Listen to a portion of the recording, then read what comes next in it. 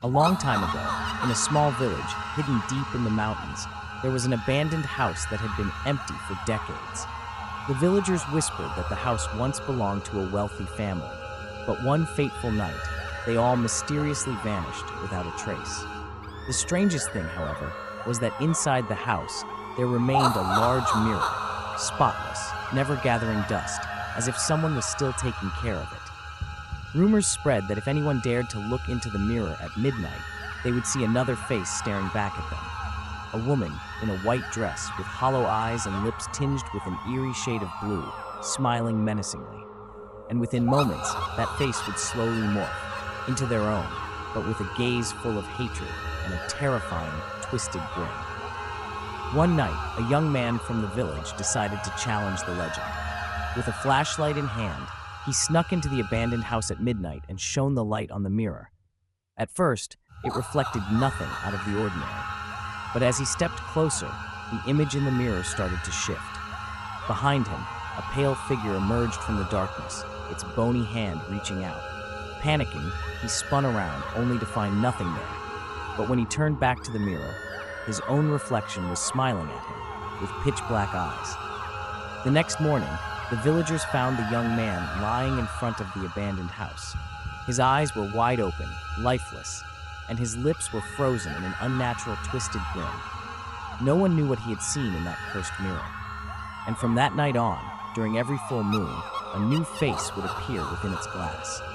Would you dare to look into the mirror at midnight? In an old, run-down apartment building in the city, there was one abandoned unit that no one had lived in for years. The story went that a young woman once resided there, but one night, she vanished without a trace. Ever since, the apartment remained locked tight. Yet, neighbors often reported hearing soft footsteps, whispers, and faint sobs coming from inside. One day, Nam, a university student who had just moved into the building, heard the rumors, but simply scoffed. Ghost stories? Probably just rats running around, he laughed. But that night, at exactly midnight, as he lay in bed, he heard it. Knock, knock, knock. Nam opened his eyes. The air around him suddenly felt unnaturally cold. He glanced at his phone. 12:03 a.m. Who would be knocking at this hour? Knock, knock, knock. The knocking continued, slow and steady. Cautiously, Nam got up and pressed his ear against the door. Silence. Thinking someone must have the wrong apartment, he unlocked the door and pulled it open. The hallway was empty. But when he looked down, a small folded piece of paper lay on the floor. With trembling fingers, he picked it up. The words scribbled on it sent a chill down his spine. Close your door before 12:05 a.m. If you don't, she will enter. Nam's heartbeat pounded against his chest. He hurriedly slammed the door shut, but just then, he felt something standing behind him. A cold shiver ran down his spine. Slowly, he turned his head toward the mirror across the room. In the reflection, he saw a woman. Her long, tangled hair draped over her face, her skin pale as death.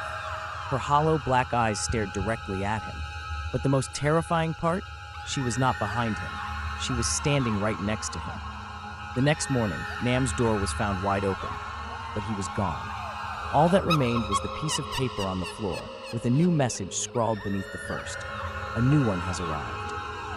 From that night on, residents of the apartment continued to hear knocking at midnight, and no one knew if it was Nam who was knocking now. The university dormitory was old and decaying, but because of its cheap rent, many students still chose to live there. However, among all the floors, the fifth floor was the most feared. For years, one of its rooms had been mysteriously locked, and strange sightings were reported in the hallway late at night. Min, a first-year student, didn't believe in ghosts. He moved into a room on the fifth floor because it was cheap and quiet. His roommate left after just 1 week, muttering about weird things happening at night. But Min stayed until one night. That evening, Min was studying late. He looked up briefly and glanced at the hallway through the narrow gap under his door. At the far end of the hallway, beneath the dim, flickering light, someone was standing there. The figure was tall and thin, dressed in white, with long hair completely covering their face. Min frowned. Was someone playing a prank? He got up, opened the door, and peeked outside. No one was there. Shaking his head, he closed the door and returned to his desk. But as he sat down, his entire body froze. On his laptop screen, in the faint reflection of the darkened monitor, the figure was standing right behind him. A pale, bony hand reached forward. The next morning, Min was found collapsed on the floor, his eyes wide open, his lips an eerie shade of blue. His laptop screen was still glowing. The dormitory's CCTV footage from that night glitched out at exactly 12:05 a.m. But just before the distortion, a single frame was captured. At the end of the hallway, a shadowy figure was staring at Min's door. And strangely, after that night, a new room on the 5th floor was suddenly locked tight, right next to Min's.